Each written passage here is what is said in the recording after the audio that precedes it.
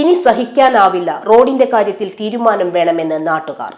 അനേക വർഷമായി യാത്രാദുരിതം അനുഭവിക്കുന്ന കാളിക്കാവ് തണ്ടുകോടി നിവാസികളാണ് റോഡ് കാരണം സഹിക്കട്ടത്.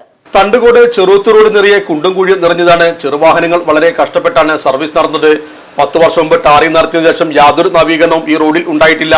ചെറുത്ത് പൂങ്ങോട് ഭാഗങ്ങളിലേക്കുള്ള നൂറുകണക്കിന് വാഹനങ്ങളാണ് ദിനേന ഇതിലൂടെ സഞ്ചരിക്കുന്നത്. കുട്ടികളെ കുത്തിയിറച്ചുള്ള 10ഓളം സ്കൂൾ ബസ്സുകളും ഇതിലൂടെ സർവീസ് നടത്തുന്നത് ഏറെ പ്രയാസപ്പെട്ടാണ്.